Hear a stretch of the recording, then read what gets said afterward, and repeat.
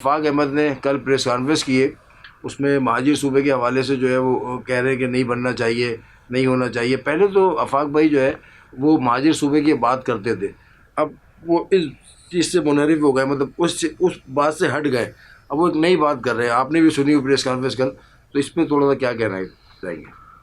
देखिए, महाजिर सूबा होगा नहीं होगा ये तो हमें नहीं पता, लेकिन कराची सूबा बनना है जिसकी तहरीक हर जानिब से और जिसकी आवाज़ बहुत तेज़ी से सुनाई हमें दी जा रही है। अफाक अहमद साहब किस तनाजुर में ये बात कर रहे हैं, मैं ज़्यादा कहूँगा तो शायद बुरा मान जाए। भाई, ये जितने धड़े महाजिरों के जो महाजिरों के नाम पे सियासत कर रहे हैं, कल हमारे एक दोस्त बहुत अच्छी बात कर रहे थे कि कराची में जो शख्स आया है और यहाँ रोज़गार कमा रहा है, ईद की नमाज़ पढ़ता है, जिसके आबाओ अजदाद की नमाज जनाजा यहाँ पढ़ाई गई है, या वो खुद भी तैयार है, वो सब महाजिर हैं। वाह भाई, ये महाजिरों की डेफिनेशन सुन ले। ये एक अच्छी इस्तिलाह उसने इस्तेमाल की, आप और हम उससे फैज़याब हुए और उसने बहुत अच्छा मुस्तफ़ीद किया हमें। और जिसके जनाजे बाहर होते हैं, जिसके वो मुसाफिर है, वो मुसाफिर है, उसने बहुत अच्छा डिफाइन किया कि यार दो कौमें, एक मुसाफिर एक महाजिर, जिसको गैर मकामी बोलते हैं। गैर मकामी कोई चीज़, गैर मकामी कोई बस महाजिर है या मुसाफिर है। तो भाई, जो कराची को ओन कर रहा है वो महाजिर है। और आप कोई भी जबान बोल रहा हूँ, हम कोई भी जबान बोल रहा हूँ, ये नहीं कि उर्दू बोलने वाला ही सिर्फ महाजिर है, लेकिन वो कराची को ओन कर रहा हूँ। कराची को ओन कर, क्योंकि सभी लोग इधर उधर से आए ना कराची, तो सारे ही महाजिर हो गए।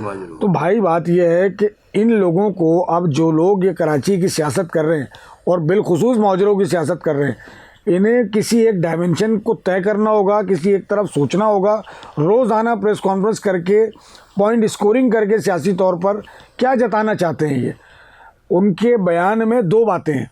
एक तरफ वो कह रहे हैं कि ये जो सूबे की तहरीक है ये पंजाब की अशराफिया की तरफ से एक इशारा है, इल्ज़ाम लगाया है, एस्टेब्लिशमेंट पे इल्ज़ाम लगाया, एक इल्ज़ाम लगाया उन्होंने। अच्छा, खुल के उन्होंने एस्टेब्लिशमेंट का नाम भी नहीं लिया, लेकिन पंजाब अशराफिया की बात की। बस वो तो एक ही बात है ना। ठीक है, साथ में वो नीचे कह रहे हैं कि हम, अशराफिया क्यों चाहेगी कि महाजिर सूबा बने?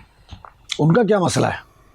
मैं यही तो कह रहा हूँ कि वो क्यों चाहेगी, मतलब पता नहीं अफाक भाई ने किस तनाजुर में बात की। बहरहाल वो क्योंकि सियासतदान है तो किसी भी तरह सोच सकते हैं और हमसे बेहतर सोच सकते होंगे। बहरहाल मगर उमैर भाई की नज़र जो है बहुत गहरी है इस पर, बड़ी मोहब्बत आपकी। अब वो दूसरी तरफ कह रहे हैं कि हम ईद के बाद इस पर बाकायदा लाएमल तय करेंगे, शहरियों से गुफ्तगू करेंगे, तहरीक चलाएँगे और शहरी सिंध के हवाले से जो सूबे की तहरीक है उसमें ज़ोर लाएंगे। भाई, तो इसे कम से कम एक्सप्लेन करें आप कि आप कितने जोग्राफिए में सूबा चाहते हैं और कौन कौन से शहर और इलाके और गाँव उसमें शामिल होंगे। आपके बोल देने से, आपके सोच लेने से कुछ भी हो जाएगा? ऐसा तो नहीं है, ऐसा तो नहीं है ना यार।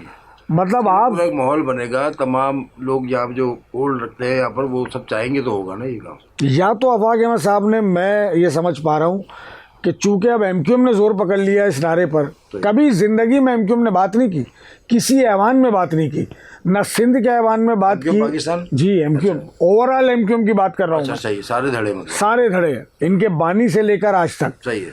अगर ये सूबे की बात करते होते तो ये 18वीं तरमीम पर साइन ना करते अतर भाई। तो बात यह है कि इनके बाद दफन ही कर दी ना अपनी बात। किसी भी धड़े ने ये बात नहीं की है, न सूबाई असम्बलियों में, न कौमी असम्बली में, न सेनेट में। सही। अब ये पहली मर्तबा इस पे बात करते हुए दिखाई दे रहे। गो के इनके इलेक्शन के मैनिफेस्टो में हमेशा सूबे का एक मुतालबा शामिल होता था, लेकिन ये उसका इजहार नहीं करते थे, अब करने लगे। अच्छा, अब जब करने लगे तो अफाक अहमद साहब शायद मेरे ख्याल है उससे मुनहरिफ हो गए। अब ये मसला इन लोगों का कोई जहनी तौर पर है, ये समझ से बालातर है। नहीं हो सकता है कि इसमें कोई सियासी तौर पे भी, जहनी के अलावा सियासत का भी कोई चक्कर हो सकता है ना सर। असल में खबरों में रहने, समझने के सबके अपने अपने सलाहियत होती है ना, खबरों में रहने का भी कोई बहाना हो सकता है। सुबह कब बनेगा, शहरी इलाका बनेगा, क्या होगा, ये तो बाद में देखेंगे।